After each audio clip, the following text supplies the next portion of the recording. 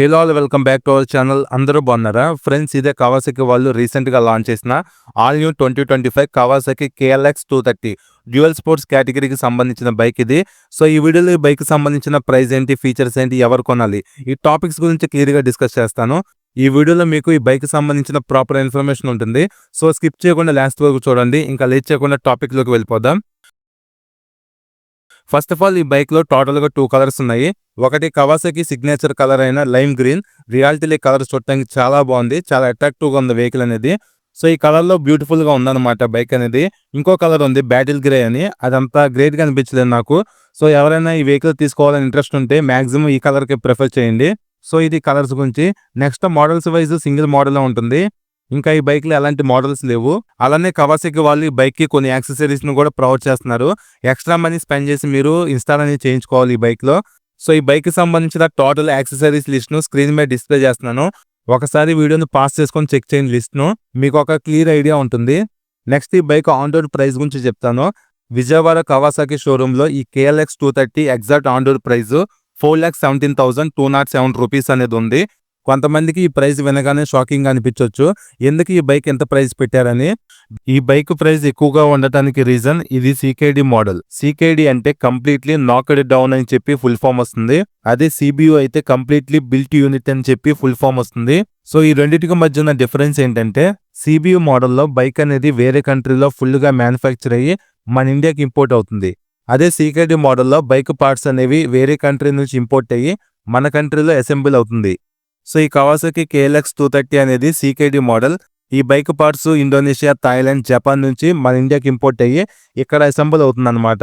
అదే ఈ బైక్ మన లోకల్ మ్యానుఫ్యాక్చర్స్లో ఎక్కడైనా మ్యానుఫ్యాక్చర్ అయి ఉంటే ప్రైస్ అనేది బాగా తక్కువ ఉండేది. సో ఇది ఓవరాల్గా ప్రైస్ గురించి మీకు అర్థమైంది అనుకుంటున్నాను. నెక్స్ట్ ఇప్పుడు కొంతమందికి డౌట్ ఉంటుంది, ఈ బైక్ నేను తీసుకొని రెగ్యులర్గా నా డైలీ లైఫ్లో కమ్యూటింగ్ పర్పస్ కింద యూజ్ చేసుకోవచ్చు అని. ఎస్, మీరు యూజ్ చేసుకోవచ్చు. కవాసాకి వాళ్ళు కూడా మెన్షన్ చేస్తున్నారు. కానీ నార్మల్ బైక్స్ని యూజ్ చేసినంత కంఫర్టబుల్గా ఈ బైక్ని మీరు యూజ్ చేయలేరు. బికాస్ ఆఫ్ ఈ బైక్ డిజైన్ కానీ, హ్యాండ్లింగ్ కానీ, దీని క్యారెక్టర్ కానీ టోటల్గా ఆఫ్ రోడ్ పర్పస్ కింద బాగా డిజైన్ చేసిన వెహికల్ ఇది. బై రోడ్ మిమ్మల్ని ఈ బైక్ అన్ని ఫ్యాక్టర్స్లో సాటిస్ఫై చేయలేదు. ఫర్ ఎగ్జాంపుల్ రెగ్యులర్ బైక్స్ లాగా టాప్ స్పీడ్ అచీవ్ చేయడం, కార్నరింగ్స్ చేయడం, గ్యాప్స్ కొట్టడం, ఫ్యామిలీ పర్పస్ కింద యూజ్ చేయడం అలాంటివి ఈ బైక్లో అయితే కుదరవు. సో ఇది completely hard level of extreme of రోడ్కి డిజైన్ చేయబడిన వెహికల్. అలానే ఈ బైక్లో ఫ్యూల్ ట్యాంక్ కెపాసిటీ కూడా తక్కువ ఉంటుంది, మైలేజ్ కూడా తక్కువ వేస్తుంది. సో లాంగ్ జర్నీస్కి యూజ్ చేయొచ్చా అంటే యూజ్ చేయొచ్చు. ఈ 2 పాయింట్స్ మిమ్మల్ని ఇంపాక్ట్ చేయకపోతే మీరు లాంగ్ రైడ్స్ కూడా ఈ బైక్ని యూజ్ చేయొచ్చు. నెక్స్ట్ ఈ బైక్ కంప్లీట్గా డర్ట్ బైక్ అయితే కాదు. ఈ బైక్ కేటగిరీ డ్యూయల్ స్పోర్ట్స్ అనమాట.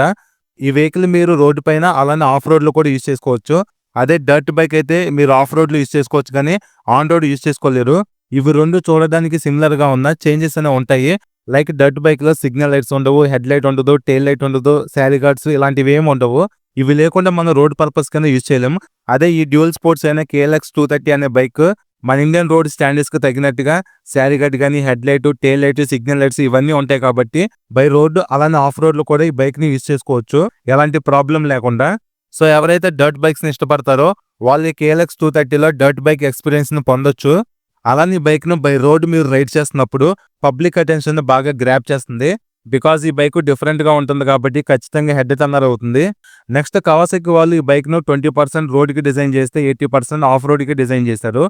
కంపేర్ టు ఎక్స్పర్ట్స్తో కంపేర్ చేసుకున్న ఆఫ్ రోడ్ ఎక్స్పీరియన్స్ అనేది బెటర్గా, ఫన్గా ఈ బైక్లోనే ఉంటుంది. ఎందుకంటే ఈ బైక్ లైట్ వెయిట్ ఉంటుంది, పెరిమీటర్ ఛాసిస్ ఉంది, లాంగ్ ట్రావెల్ సస్పెన్షన్ ఉంది, ఎక్కువ గ్రౌండ్ క్లియరెన్స్ ఇచ్చారు. అలానే బైక్ క్యారెక్టర్ టోటల్గా ఆఫ్ రోడ్కి డిజైన్ చేశారు. సో బెటర్ ఎక్స్పీరియన్స్ అనేది KLX 230లో మీకు ఉంటుంది. సో ఎవరైతే ఆఫ్ రోడ్ లవర్స్ ఉంటారో వాళ్ళకి ఈ బైక్ వాల్యూ అర్థమవుతుంది. పర్సనలీ నాకు కూడా బాగా నచ్చింది బైక్ అనేది. ఎక్స్ట్రీమ్ ఆఫ్ రోడింగ్కి నేను రెడీ అన్నట్టుగా ఉందన్నమాట. So this is all about KLX 230. మెయిన్గా అందరికీ బైక్లో డిసప్పాయింట్ ఏదవుతుందంటే ప్రైస్ కొంచెం తక్కువలో ఉంటే ఈ బైక్ ఖచ్చితంగా చాలా మంది కన్సిడర్ చేస్తారు. సో మోస్ట్లీ ఫ్యూచర్లో అయినా లోకల్ మ్యానుఫ్యాక్చరింగ్ చేసి వెహికల్ లాంచ్ చేస్తే ప్రైస్ తగ్గుతుంది కాబట్టి ఎక్కువ మంది ఇంట్రెస్ట్ చూపిస్తారు. అలానే బైక్ ప్రైస్ ఎక్కువ ఉండటానికి సెకండ్ రీజన్ ఈ కవాసాకి బ్రాండ్. బికాజ్ వీళ్ళకి బ్రాండ్ వాల్యూ ఉంది కాబట్టి ప్రైస్ కూడా ఆటోమేటిక్గా ఎక్కువ పెడతారు. సో ఇది ఫ్రెండ్స్ ఓవరాల్గా. ఇప్పుడు మనం టెక్నికల్ డీటెయిల్స్ గురించి డిస్కస్ చేద్దాం. నెక్స్ట్ ఈ బైక్ ఫ్రంట్ ప్రొఫైల్ చూడటానికి ఎలా ఉంది, ఇక్కడ చిన్నగా నెంబర్ ప్లేట్ బ్రాకెట్ ఇచ్చారు. హెడ్ లైట్ షేప్ చూడటానికి హార్ట్ సింబల్ లా ఉంది కదా. సో ఇది LED లైటే, ఇది ఒక ప్లస్ పాయింట్ అని చెప్పొచ్చు. కానీ చిన్నగా ఉంది కాబట్టి లైట్ అనేది నైట్ టైం విజన్లో స్లైట్లీ డిస్కంఫర్ట్ అనేది ఫీల్ అవ్వచ్చు అనుకుంటున్నాను. ఇంకా ఈ సిగ్నల్ లైట్స్ బల్బే ఇచ్చారు. ఎలాంటి హజార్ లైట్ ఫీచర్ కూడా లేదు. నెక్స్ట్ ఇక్కడ కవాసాకి అని చెప్పి స్టిక్కర్‌తో మెన్షనింగ్ చేశారు. ఇంకా ఫ్రంట్ ఫెండర్ చూడటానికి చాలా పెద్దగా ఉంది. దీని పర్పస్ ఏంటంటే ఆఫ్ రోడింగ్ చేసేటప్పుడు మడ్ అనేది రైడర్ మీద పడకుండా హెల్ప్ చేస్తుంది. అలానే ఏరోడైనమిక్ వైజ్ కూడా వర్క్ అవుతుంది. అలానే ఆఫ్ రోడ్ వెహికల్స్‌లో లాంగ్ ట్రావెల్ సస్పెన్షన్ ఇస్తారు కాబట్టి ఈ ఫెండర్‌ని ఇక్కడ ప్లేస్ చేస్తూ ఉంటారు. అలానే ఇది ఐకానిక్ డిజైన్ లాగా ఉంటుంది ఆఫ్ రోడ్ వెహికల్స్‌కి. ఇక్కడ ఏబిఎస్ అని చెప్పి మెన్షన్ చేశారు. నెక్స్ట్ బ్రేకింగ్ వైజ్ ఈ బైక్‌లో ఫ్రంట్ 265 పెటల్ డిస్క్‌ని ఇచ్చారు. ఎందుకంటే వీటిలో హీట్ అనేది త్వరగా రెడ్యూస్ అవుతుంది. ఆఫ్ రోడ్ కండిషన్‌లో మనం ఎక్కువగా బ్రేక్స్ యూజ్ చేస్తాం కాబట్టి పెటల్ డిస్క్ ఇవ్వటమే కరెక్ట్. అలానే ఈ బైక్‌లో డ్యూయల్ ఛానల్ ఏబిఎస్ కూడా స్టాండర్డ్‌గా ఇస్తున్నారు. కానీ వీళ్ళు ఎగ్జాక్ట్‌గా ఏ కంపెనీ క్యాలిపర్స్‌ని యూజ్ చేస్తారో మెన్షన్ చేయలేదు. బట్ వీళ్ళు బ్యాక్ సైడ్ బ్రేక్ సిలిండర్ మాత్రం నిసిన్ కంపెనీది యూజ్ చేశారు.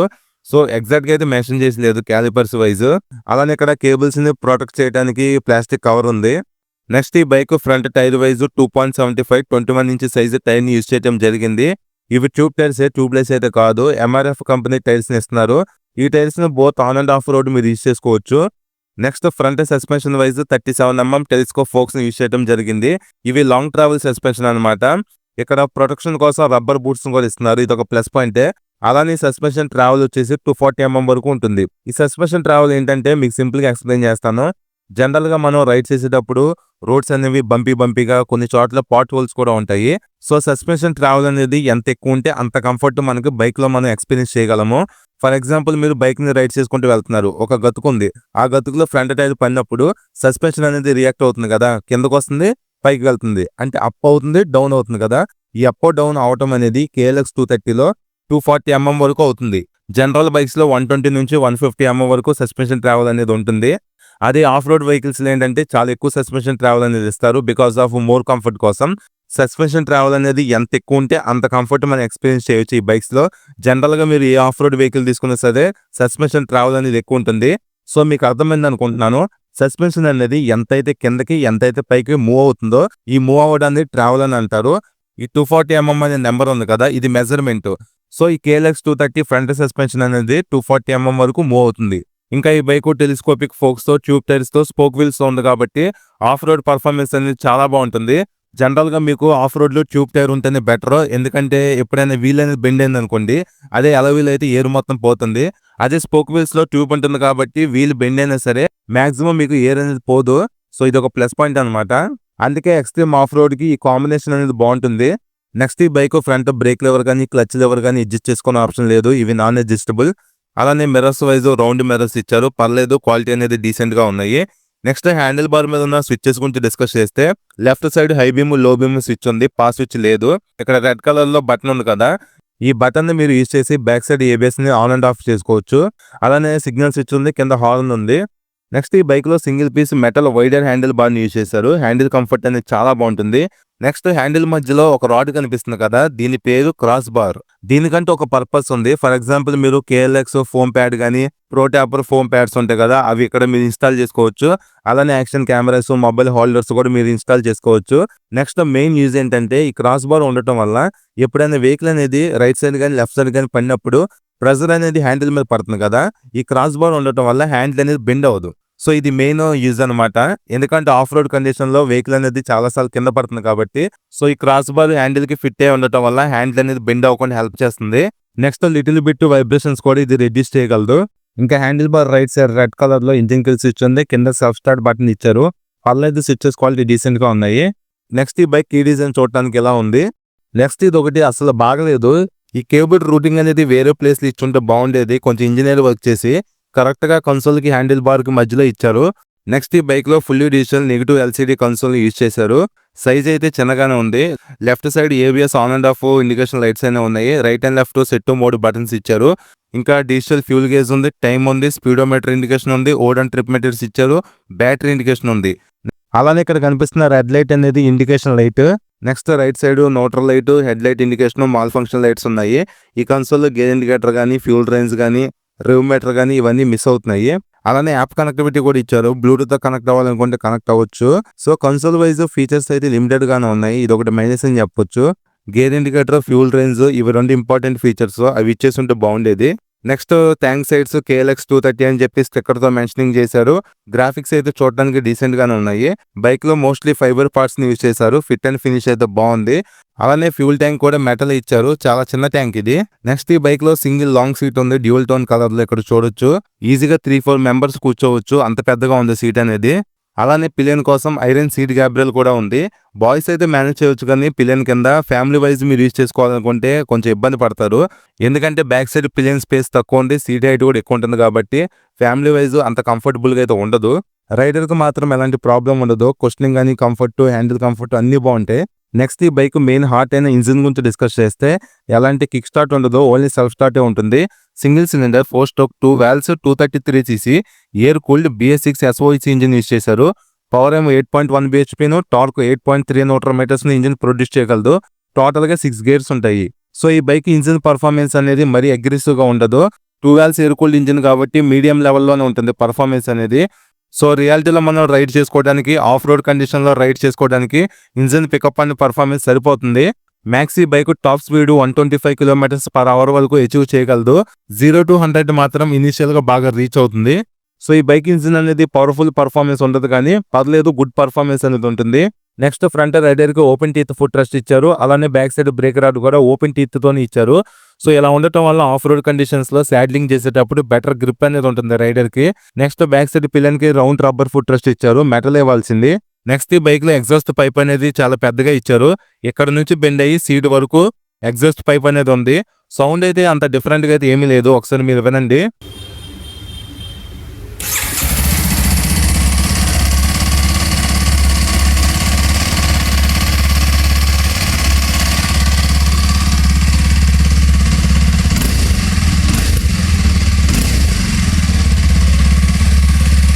సో నెక్స్ట్ ఇక్కడ కొంతమందికి డౌట్ రావచ్చు, ఎగ్జాస్ట్ అనేది సీట్ దగ్గర ఉంది కదా, పిలియన్ కి ఎలాంటి హీట్ తగలదని. సైలెన్సర్ పైన హీట్ షీల్డ్ ఉంది. అలానే ఫైబర్ ప్యానల్ తో కవర్ చేశారు కాబట్టి ఎలాంటి ప్రాబ్లం ఉండదు. నెక్స్ట్ ఈ బైక్ లో చాసిస్ వైజ్ హైటెన్సిల్ పెరిమీటర్ ఫ్రేమ్ ని యూజ్ చేశారు. One of the best chassis అనమాట ఇది. సో మీకు రైడింగ్ లో బెటర్ కంట్రోలింగ్ కానీ, హైయర్ బంప్స్ లో పర్ఫార్మెన్స్ కానీ చాలా బాగుంటుంది. Next back side swing arm box type లో ఇచ్చారు, ఇక్కడ మీరు చూడొచ్చు. టైర్ సైజ్ గురించి డిస్కస్ చేస్తే బ్యాక్ సైడ్ 4.10 18 ఇంచ్ టైర్ ను ప్రొవైడ్ చేయడం జరిగింది. ఫ్రంట్ లో 21, బ్యాక్ సైడ్ 18 ఉంది వీల్ సైజ్ అనేది. డిస్క్ బ్రేక్ సైజ్ చూస్తే బ్యాక్ సైడ్ 220mm డిస్క్ ఇచ్చారు. అట్లీస్ట్ 240mm ఇచ్చుంటే బ్రేకింగ్ బైట్ అనేది ఇంకా బాగుండేది. అలానే స్విచబుల్ ABS కూడా ఉంది. బ్యాక్ సైడ్ ABS ని కావాలనుకుంటే ఆఫ్ చేసుకోవచ్చు, ఇది ఒక గుడ్ థింగే. నెక్స్ట్ ఈ bike back side tail section చూడటానికి ఎలా ఉంది. టైల్ లైట్ వచ్చేసి బల్బే, LED ఏమి కాదు. అలానే night time number plate visible అవడానికి లైట్ ఇచ్చారు. ఓవరాల్ గా టైల్ సెక్షన్ అనేది చాలా పెద్దగా ఉంది, ఇక్కడ చూడొచ్చు. సీట్ లాక్ ప్లేస్మెంట్ కూడా ఇక్కడే ఇచ్చారు. నెక్స్ట్ ఈ బైక్ లో ఓపెన్ చైన్ ఉంటుంది. సో రెగ్యులర్ గా చైన్ క్లీనింగ్ చేసుకుంటూ ఉండాలి. నెక్స్ట్ ఇక్కడ చైన్ ప్రొటెక్షన్ కోసం స్లైడర్ కూడా ఇచ్చారు, ఇది ఒక ప్లస్ పాయింటే. అలానే లేడీస్ కి safety wise iron sari guard కూడా ఉంది. నెక్స్ట్ ఈ బైక్ లో సెంటర్ స్టాండ్ ఉండదు, ఓన్లీ సైడ్ స్టాండ్ మీద డిపెండ్ అవ్వాలి. చాలా పెద్దగా ఉంది చూడండి సైడ్ స్టాండ్ అనేది. Next back side suspension wise unit track adjustable monoshock ఉంది. Back side suspension travel 250mm వరకు ఉంటుంది. అలానే సస్పెన్షన్ స్వింగ్ ఆర్మ్ కి కనెక్ట్ అవ్వకుండా లింకేజ్ టైప్ లో ఉంది, చూడొచ్చు ఇక్కడ. ఇలా ఉండటం వల్ల కంట్రోలింగ్ బాగుంటుంది. అలానే సస్పెన్షన్ హైయర్ బంప్స్ ను కూడా హ్యాండిల్ చేయగలరు. నెక్స్ట్ ఈ బైక్ లో back side integrated break reservoir ఇచ్చారు, ఇది ఒక ప్లస్ పాయింటే. జనరల్ గా ప్లాస్టిక్ టైప్ లో ఇస్తారు రిజర్వాయర్, ఇక్కడ మీకు చూపిస్తున్నాను చూడండి. ఈ వెహికల్ ఇలా ఎందుకు ఇచ్చారంటే ఇది ఆఫ్ రోడ్ వెహికల్ కాబట్టి ఇన్ కేసు ఎప్పుడైనా క్రాష్ అయితే రిజర్వాయర్ డ్యామేజ్ అయ్యి ఆయిల్ లీకేజ్ అవుతుంది కాబట్టి దాన్ని రెక్టిఫై చేస్తూ ఇలాగ ఇంటిగ్రేటెడ్ గా ఇచ్చేసారు. సిలిండర్ లో నిసిన్ కంపెనీ సిలిండర్ ని యూజ్ చేశారు, ఇక్కడ చూడొచ్చు మీరు. సో ఇది ఒకటి బాగుంది. నెక్స్ట్ ఈ బైక్ సీట్ హైట్ 80mm ఇచ్చారు. సో సీట్ హైట్ అనేది కొంచెం ఎక్కువే ఉంది. మాక్సిమం 5'8" నుంచి ఎక్కువ హైట్ ఉన్న వాళ్ళు ఈజీగా హ్యాండిల్ చేయొచ్చు. సో 5'8" కంటే తక్కువ హైట్ ఉన్న వాళ్ళు కొంచెం ఇబ్బంది పడవచ్చు మేనేజ్ విషయంలో. ఒకసారి చెక్ చేసుకోండి షోరూమ్ కి వచ్చి. ఇంకా ఈ bike fuel tank capacity 7.6 litres ఉంది. ఈ బైక్ టోటల్ వెయిట్ 139 kgs ఇచ్చారు. గ్రౌండ్ క్లియరెన్స్ 265mm ఉంది. మైలేజ్ గురించి డిస్కస్ చేస్తే అప్రాక్సిమేట్ గా 30 నుంచి 35 మధ్యలో మైలేజ్ ఎక్స్పెక్ట్ చేయొచ్చు. పర్సన్ టు పర్సన్ చేంజ్ అవుతూనే ఉంటుంది మైలేజ్ అనేది. ఇంకా ఈ బైక్ లో ఛార్జింగ్ పోర్ట్ ని ఇన్స్టాల్ చేయించుకోవాలనుకుంటే సపరేట్ గా బై చేయాలి మీరు. సో ఇన్బిల్ట్ గా అయితే ఛార్జింగ్ పోర్ట్ రాదు. అలానే బైక్ లో ఇంకో ప్లస్ పాయింట్ ఏంటంటే స్లిప్పర్ క్లచ్ కూడా ఉంది, ఇది ఒక ప్లస్ పాయింటే. స్పీడ్ గా డౌన్ షిఫ్ట్ చేసేటప్పుడు బ్యాక్ సైడ్ వీల్ అనేది లాక్ అవ్వకుండా స్లిప్పర్ క్లచ్ అనేది బాగా యూజ్ అవుతుంది. ఇంకా కవాసాకి షోరూమ్స్ అనేవి లిమిటెడ్ గానే ఉంటాయి కాబట్టి సర్వీస్ రీచ్ అనేది కొంచెం ఇబ్బంది పడవచ్చు. అలానే బైక్ మెయింటెనెన్స్ లిటిల్ బిట్ ఎక్కువే ఉంటుంది, మరీ అంత తక్కువ అయితే ఏముండదు. సో ఇది ఫ్రెండ్స్ ఓవరాల్ గా 2025 కవాసాకి KLX 230 బైక్ గురించి. సో మీలో ఎవరైతే entry level dual sports off road bike with dirt bike ఎసెన్స్తో కావాలనుకుంటున్నారో, అలానే కవాసాకి ఇలాంటి హైయర్ బ్రాండ్ వాల్యూతో ఉన్న ప్యూర్ ఎక్స్ట్రీమ్ ఆఫ్ రోడింగ్ కోసం ఒక బైక్ని చూస్తున్నారో, వాళ్ళు ఈ KLX 230 బైక్ని హ్యాపీగా తీసుకోవచ్చు. సో ప్రైస్ ఎక్కువ ఉంటుంది, దాన్ని బట్టి ఆలోచించుకొని వెహికల్ అనేది తీసుకోండి మీకు ఇంట్రెస్ట్ ఉంటే. సో ఇది ఫ్రెండ్స్ ఓవరాల్గా ఈ బైక్కి సంబంధించిన ఫుల్ డీటెయిల్స్ మీకు ఇచ్చాను అనుకుంటున్నాను. నేను ఏదైనా పాయింట్ మిస్ చేస్తుంటే కింద కామెంట్ చేయండి, మీకు రిప్లై ఇస్తాను. ఈ వీడియో నచ్చి లైక్ చేయండి, మన ఛానల్ ఫస్ట్ టైం చూస్తే సబ్స్క్రైబ్ చేసుకొని సపోర్ట్ చేయండి. Thank you.